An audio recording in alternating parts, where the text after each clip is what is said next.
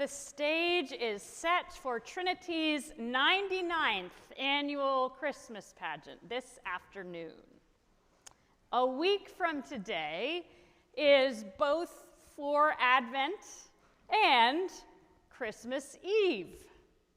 In the spirit of Martin Luther, who said, "I have so much to do today, I shall spend the first 3 hours in prayer," let us heed the Advent invitation to pause and breathe.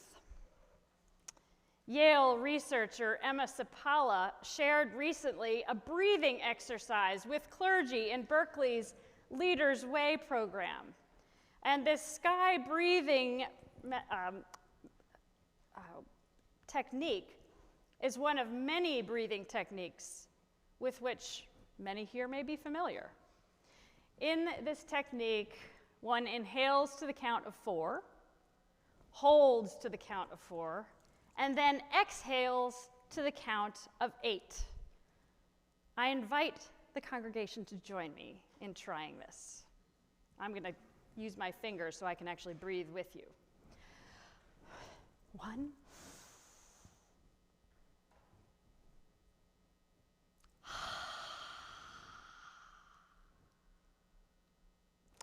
A valuable practice, particularly this bustling time of year. Yoga practitioners, actors, singers, public speakers, athletes, all know how effective performance relies upon basic breathing practices. Breathing practices have been found over and over to calm the nervous system and focus the mind. What practitioners of contemplative prayer or meditation know from experience, research demonstrates with science. There is a provable connection between the capacity to maintain what is called a sovereign state of mind in all circumstances, a connection between that capacity and contentment.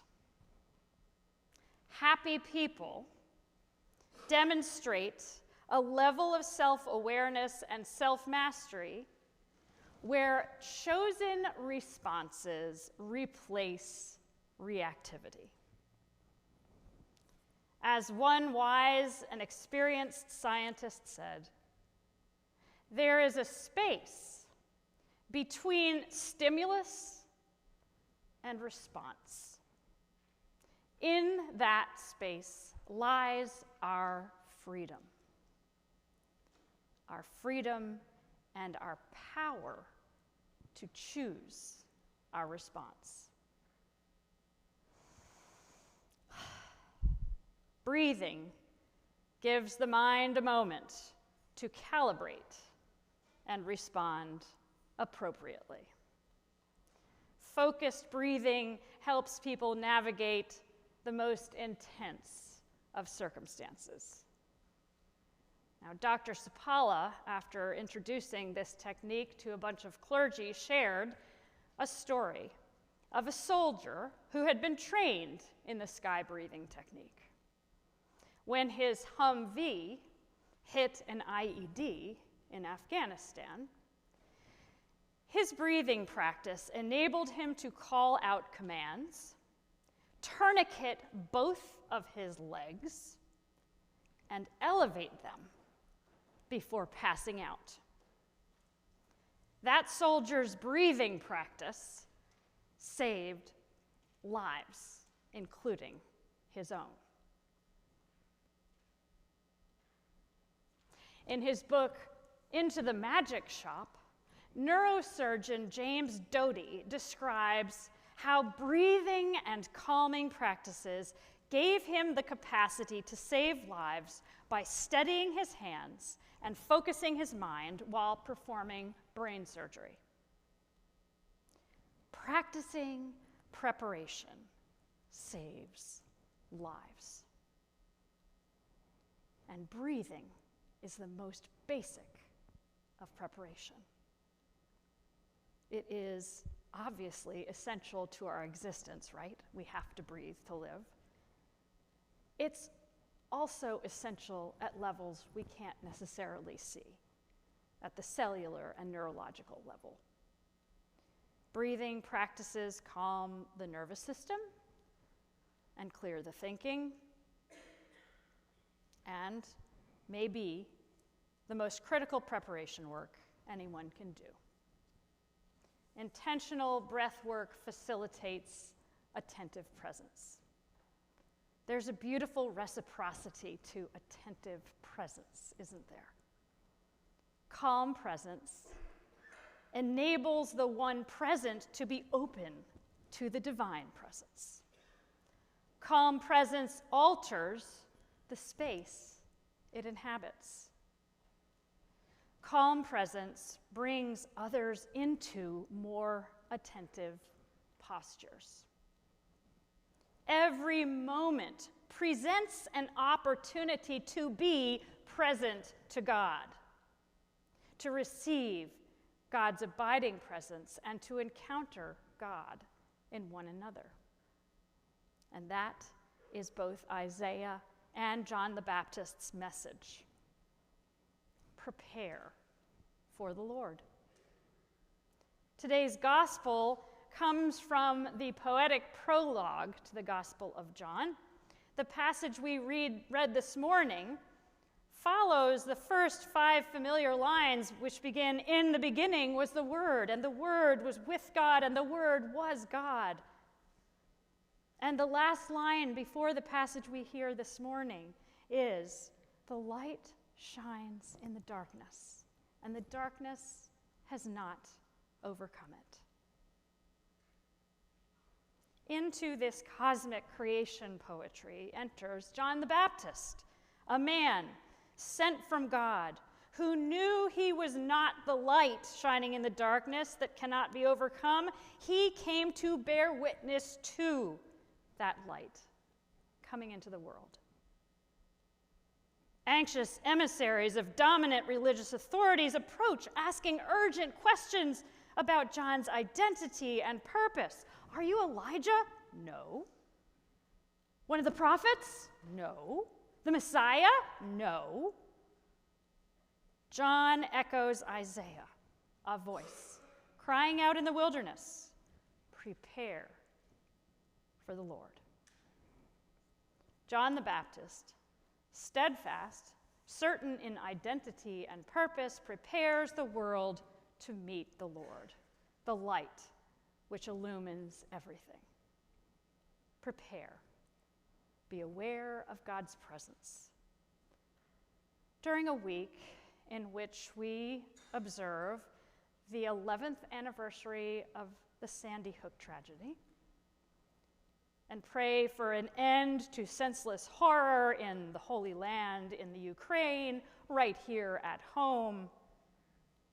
When every day appears packed with parties, performances, places to go, as early college application responses roll in, the world needs people who pause to prepare. Breathe deeply. Listen intently. People of prayer, people of calm, present alertness, who accept the Advent invitation, prepare the way for the Lord. These frenetic days preceding Christmas, presence requires extra preparation with purpose and patient persistence. Life presents daily opportunities to prepare for a pageant, a school play, for gatherings in boardrooms or living rooms, for getting up in the morning, maybe with a smile, for navigating trips to work or school or grocery store or shopping mall, inevitably far more trafficky than usual. Daily spiritual preparation demands practice. And as a dear mentor loves to remind me, no Olympic athlete enters the arena without tons of preparation. Spiritual preparation is no different, and particularly essential right now. And there's such irony, isn't there, that the very preparations meant to celebrate Christ's birth can draw us away from the spirit of the season. As one priest notes, this time of year is what proverbial abbots warned about, that the devil is always busiest, keeping us distracted with those preparations for seasonal celebrations that are supposed to draw us closer to God. The devil would delight, he says, in our missing Christ's coming. Hurt feelings, anger, impatience, injured egos, busyness blind us to his birth. Thanks be to God. We follow a Savior who inhabited human vulnerability and died that all might know God's steadfast love, and how that steadfast love transcends our inevitable falling short. In preparing, perspective reminds us we are perpetual works in progress. God is present. The challenge is to stay alert to that presence through the hustle and bustle and inevitable interruptions. Our ever-present God awaits our awareness. John the Baptist and Isaiah, voices lifted in the wilderness, call then and call now. Prepare the way of the Lord. That space between stimulus and response contains immense freedom, the power to choose. Prepare. Point to the light that shines unquenchable